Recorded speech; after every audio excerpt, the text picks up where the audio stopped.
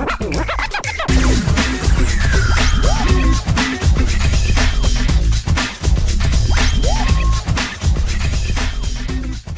this is Steve Good on the Coin Chat with Yuri Cataldo, as always. And I remembered my name this time. You did. And we're cutting through the noise.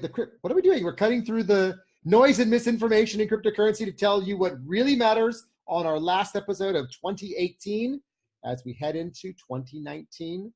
Good to kind of talk through kind of some of the weird, crazy, mad stuff that we've seen to kind of round off the year. And Yuri, I know you're itching to start with the first one, which is bizarre. So have at it. Excellent. I mean, anyway, 2018 has been a bizarre year because I remember us having this conversation a year ago and we had nothing but high hopes, and they have all been dashed to pieces. But to round off our bizarre things at the end of 2018. Actually, this just happened last night. Litecoin put its logo at UFC 232. And what's the UFC? At the Ultimate Fighting Championship? Yeah, something like that. Yeah, okay, cool. Just for all of our audience listeners who don't know what the UFC is, it's like is it the guys in cages that are fighting? Is that what it is? Yeah, Octagon. It's the guys in the octagon. It's the absolute crazy madness. And Litecoin put their logo out there as one of the sponsors? They did. What message are they trying to tell us? So on December 29th, they put in there, it's like, there's a couple photos online. It's dead center. So if you read their sad press release, this is what they're very excited about putting their logo on there, but there's no real correlation between Litecoin and what's happening at the UFC. What they really came out with, and they said they hoped that this sponsorship will be a maybe long-term relationship with the UFC. It's already sad. And they look forward to the possibility of doing something amazing with the UFC. So that right there, a lot of maybe at best. Exactly. And the real question is, of all the things that they spend their money to sponsor, why is it that they're spending crypto money connected to fighters in a cage? Right. I mean, maybe they did some homework and there's a higher relationship. Actually, I don't even know. We actually could look that up. Do you know what? We did an episode, earlier in the year about EOS, and we both gave it a thumbs down for a lot of things. I'd like to suggest we do a follow-up episode in 2019 on kind of a roundup of Litecoin and whether or not they've got their game straight, or, I mean, for me, 18 months ago, I would have been talking about Litecoin being the silver, and Bitcoin being the gold, equivalent. And we did. And yeah, we did talk about that. And Litecoin to me now is just, again, it's just a coin that you can send money from A to B. All the promises that they made last year just didn't, or this year didn't happen. It's still just a coin. And as it's not a good coin anymore. And what you mentioned off camera, but I'll bring it back up. So Charlie Lee, the founder, sold all his coins at the height of the market, isn't even really, owning anything now, or if he is, he hasn't disclosed it. And he's out there so proud of the fact that they're promoting themselves at the UFC. How are they planning to use the UFC, the UFC coin, the Litecoin at the UFC? Have they even said what the relationship is between Litecoin crypto and the UFC fighters? No, none whatsoever. They just, from what I can tell, they just paid probably a lot of money to put their logo dead center in an octagon. Which would be no different than going to the Arsenal game in the UK or going to a baseball game, football game, or what have you, any sport, and having just people sponsor. But if that's all it is, that's fine. But then they should just say that's all it is. Yeah, I think that's all it is. I didn't watch. Bizarre. I did find that very bizarre too when you shared that with me. I thought, why are they? Why? I mean, of all the things, couldn't they have come up with something a little bit more congruent with what they're trying to do, or with more relevancy to a wider population of the world than fighters in a cage? Yeah, exactly. Or said that we are, setting up a system so that at the fight event, users could use Litecoin to buy anything. Like even at their own conference, the best they could have come up with was using Litecoin to buy candy. That was it. Yeah, I saw that too. And they were very proud of announcing. Excited. Well, yeah, but that wasn't the Litecoin guy. That was actually was it Kerry Washington, who's a Litecoin evangelist, who was at the conference and in his presentation, and he said, "Look, we can buy candy with Litecoin," and everyone was like, Yay. Dollars too, mate. Yeah, exactly. Like, So, it hasn't congratulations, Gary Washington, for pointing out the obvious. Yeah. So Well, so it's been a sad year for Litecoin. I've got an interesting one. So also in the news, trying to round off 2018, is a company called Madison Holdings, which people may know as Madison, the wine company that was very big with the wholesale of wine distribution and sales, have decided to buy BitOcean, or a $30 million worth of BitOcean in Japan. And at the same time, BitMEX, one of the other big exchanges, is buying potentially 51% of Madison Holdings, which is really weird because they're really they were historically a wine company trading on the Hong Kong exchange, and then more recently moved into financial services and asset management. And then they kind of threw in this thing about, we do Bitcoin mining on the side, or crypto mining and blockchain on the side. I have no idea why would a retail and wholesale wine company move into blockchain and crypto. It starts to remind me of another good roundup for 2018, which would be I know you know what I'm going to say now, the tea company. Oh my God, yes. I forgot about the tea. A year ago, we talked about the tea company. So there's another good example. Yeah, because they basically wanted to rename themselves the tea blockchain company or something, and the Long Island blockchain company. That's what it was. Yeah, Long Island blockchain company. So there's another good example of how weird 2018 has been. That's right. And then we saw a year ago, you could just add blockchain to your name, and then suddenly your stock would spike. Well, I remember that Atari had said, or the former part of Atari, the current company, had said they were going to put blockchain into their organization. We heard Kodak. Was it Kodak said Kodak was going to put licensing on the blockchain. Nothing further in the news about those, but those would be interesting things to see what happens.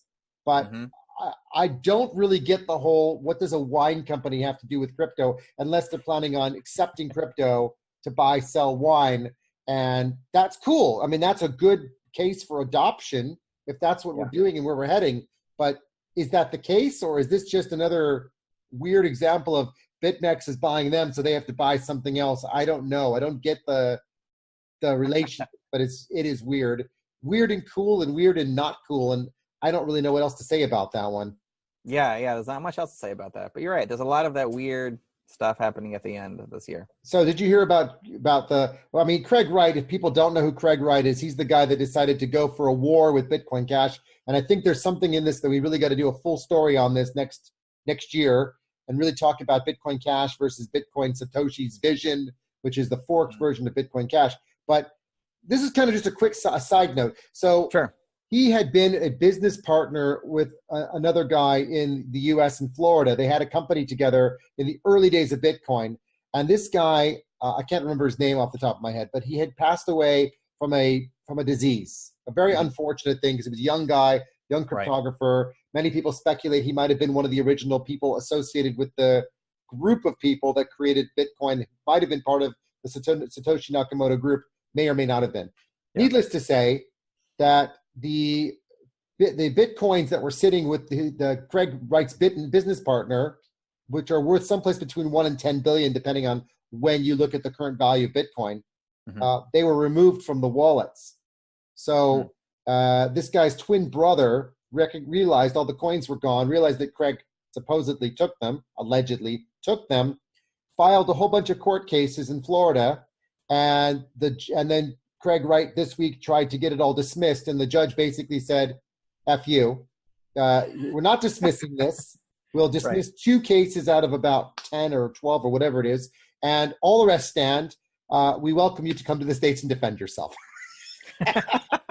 And interestingly enough, those coins that he took may be the ones that he claimed he was going to go out and dump in the market to cause the whole Bitcoin to drop. So there's a really weird kind of connection here between coins potentially stolen and coins potentially being dumped into the market to cause the hash war that we saw with Bitcoin Cash and Bitcoin SV. So, I mean, just a weird way to end the year with Craig Wright just in the midst of yet another battle. Again, negativity, a guy who's clearly not in the realms of doing what's good for crypto, but good for himself. And it just seems to be a regular occurrence. So, well, if Craig's listening to this, maybe you want to come and defend yourself. I'd like to know the real story behind your game, because I don't get it. It just, everything I hear about him is just or read about them. And of course, what I read is what I read, and I have to form my opinion by knowing people. So I always like to know what's really going on, but a court case is a court case, and trying to dismiss things and getting it thrown out by a judge, it says a lot.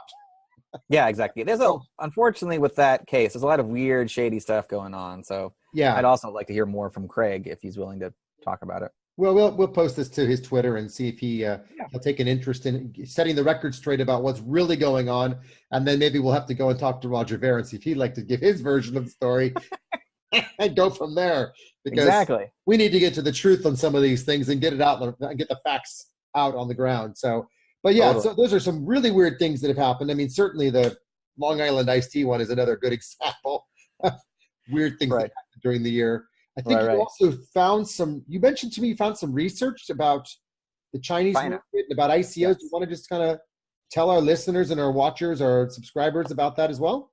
Sure. So, you want me to talk about, so the ICOs, and I don't know how relatively true this is, but this was an article that came out a couple days ago, according to Coinbase, so this is looking at 2018, they said that 78% of ICOs turned out to be scams, and most of the ICOs did not go through any kind of vetting process. And that was, again, their research. What do they mean by vetting process?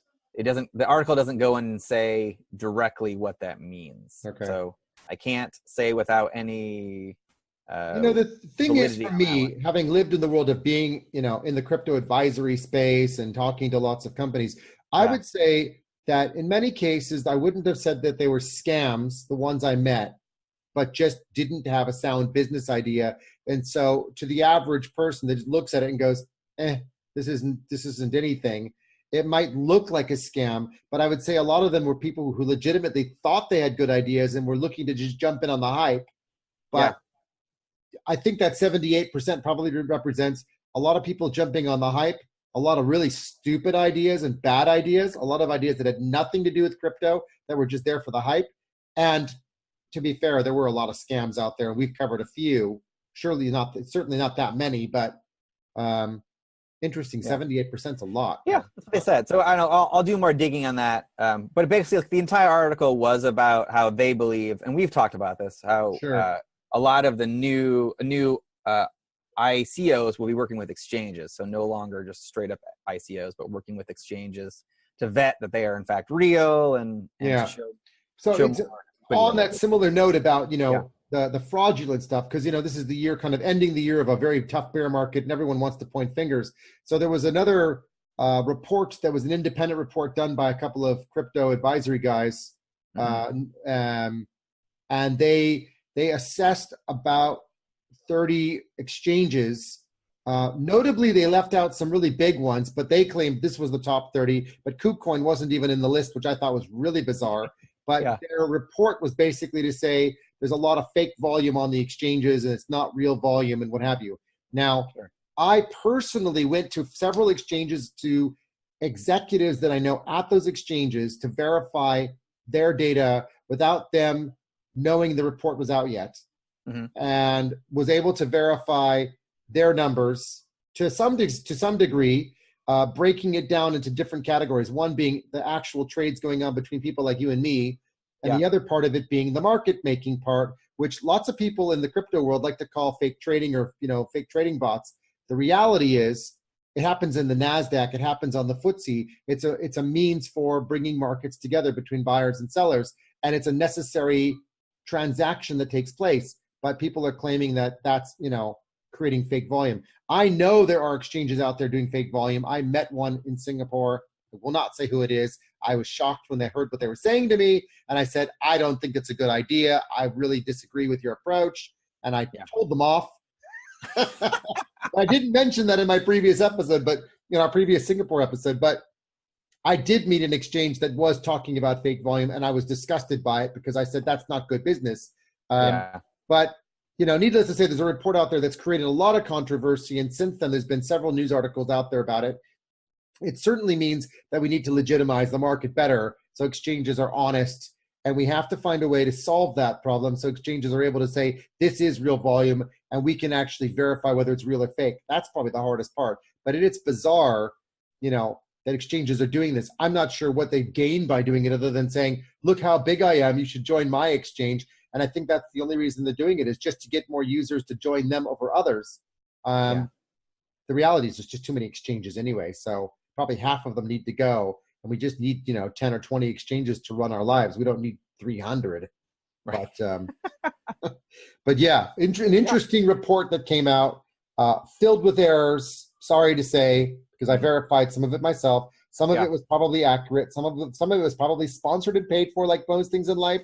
I'd like to call them out on it at a future date, but it was bizarre, the amount of traffic and noise it created that was both positive and negative. Good that it's out there because we need it. Bad that the exchanges in some cases are doing it. But it would have been nice if they had their facts right. That's what I have to say on that one. Yeah, well, that's too bad. Well, so on a little positive note. Oh, good. Let's do positives now. Positive note, out of China. So there was a news media outlet called Pan News, PAN, and they did a poll and they found that 82.81% of the Chinese market they polled thinks that buying cryptocurrency is still a trendy investment, and that 40% said they would still invest in cryptos in the future despite the dip right now in the market. Well, now's a good time to buy. Yeah, now's a good time to buy. So it's looking positive, especially in the Chinese market. Well, it's really interesting, and on that note, we did talk about, some time ago, we talked about the fact that would there be a Christmas rally? Right. Now, you could argue we've had the beginnings of one because Ether hit as low as $81. And as of right now, it's trading at around $135. That's more than a 50% gain if you bought it at its bottom a couple weeks ago. And if that's not a rally, I don't know what is. Now, it might be what they call a bear trap, where it runs up but doesn't run up enough, and then it runs right back down. But at least for the end of 2018, it looks like we might finish on some semblance of a positive note, because it's not as bottomed as where it was a few weeks ago. Right. Not the Christmas rally we were looking for, but it's certainly the beginnings of a potential turnaround. And the reindeer rally, is what we said it would be. Horns locked between bears and bulls, right? Like, like this. Like of course. Yes, because bears and bulls, all the horns. Make reindeers, right? Yeah. Yes, exactly. Reindeers, exactly. Yeah. It makes sense. Bears plus bull make reindeer. Yeah. Science, obviously. It's science. It's absolute science, people. If you don't know this already, just check it out. Bear plus bull equals reindeer. God, we really need to have a life, mate. Oh, definitely. Anything else that you can think of that is worth mentioning for the throwbacks of 2018, other than this year of the bear market, which has been tough and has really damaged a lot of ICOs and good projects out there, but it is. No, I can't think of anything on top of it other than the fact that, 2019 will be a rebuilding year in general. And I'm excited to see better projects coming out because they have to. Like, we've gone through that murkiness now, and we've spotted a lot of negative stuff. So let's see. Well, one thing to be said is, the investment banking institutional world, they always jump in when things are at the bottom. That's what they're good at. Right. Fidelity has jumped into the market. Goldman Sachs has jumped into the market. They've been building stuff quietly in the background, or not too quietly, but, acquiring Circle, acquiring Poloniex, building out capability.